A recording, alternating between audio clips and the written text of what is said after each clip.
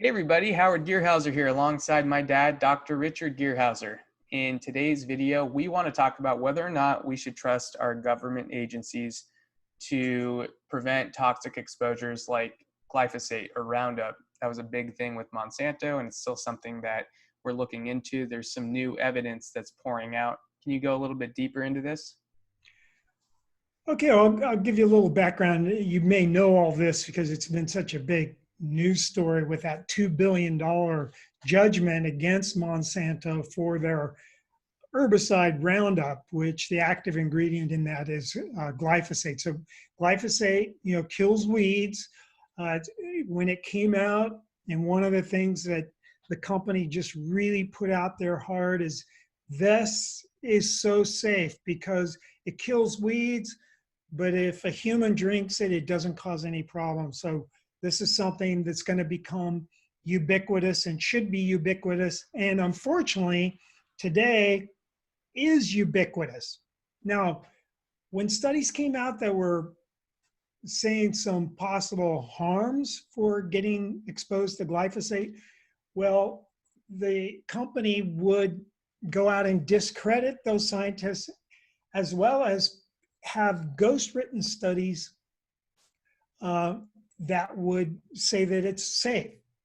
So in other words, they would quash anything negative and they would put out there studies that didn't show any harm.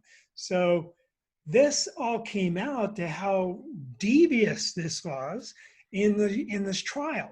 So it's kind of shocking to see that a major corporation, so Monsanto was bought out by Bayer, and since that time, it was sued for the $2 billion, plus there's 13,000 other lawsuits that are pending. So could be curtains for this. But guess what? Glyphosate is still for sale at Home Depot right now today. Just a few weeks ago, the EPA restated glyphosate is safe. Even though the International Agency for Research on Cancer, which is a highly respected and completely independent of industry, they came out and said in 2015 that glyphosate is probably carcinogenic. So probably carcinogenic. So that doesn't sound too good.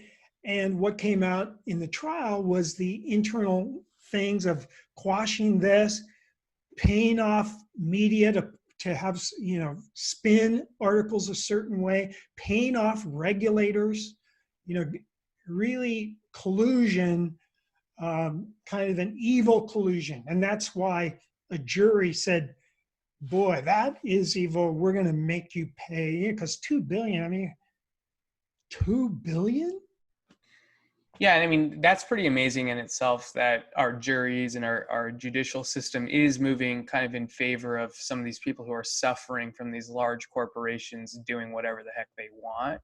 But what's interesting and what we talked about the other day is how despite there being a $2 billion verdict, this glyphosate's still on the shelves, and the advertising and the media is still pushing it as safe. I mean, how do those two things connect?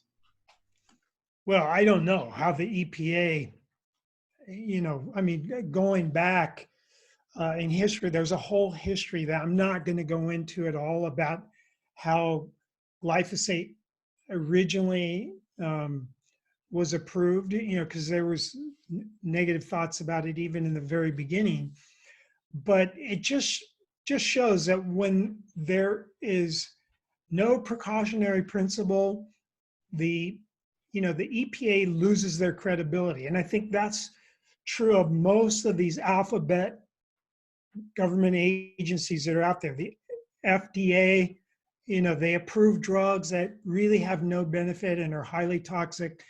The FCC is one of the worst. Even a Harvard researcher called the FCC a captured agency. So our government agencies, the way the government agencies came about was there's no way really to control them. They're almost like their own entity that controls themselves. And so they're very vulnerable to this kind of manipulation, with influence and money. So it does seem like money, just like most of kind of where this corporate greed stems from, is disregarding our health. So one of our important messages to you guys is you need to vote with your dollar. You need to be cognizant of what you're purchasing and what's inside of it, because you can't rely on the government to protect you. They clearly don't care. Even when people are dying of cancer and with like prescription medications, hundreds of thousands of deaths every single year from known side effects, they're still on the market and they're still being advertised constantly. So you have to look after yourself. You have to look after your family and your loved ones. And we're trying to look after you guys by presenting this information so that you can share it. Is there anything you want to add before we sign off? Well, yes, you can vote with your dollar, about Roundup and glyphosate, and buy organic. So organic is not allowed to use glyphosate in any part of the farming of that plant.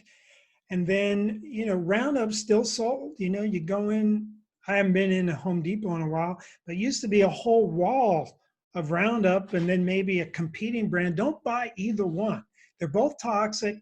They're not only toxic to you, but they're toxic to weeds, which we think, maybe is a good thing.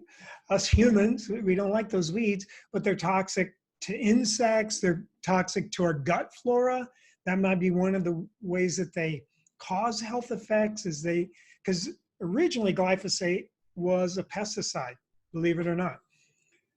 So vote with your dollar. Don't buy Roundup. Don't buy the competing brands, and don't buy food that was sprayed with this.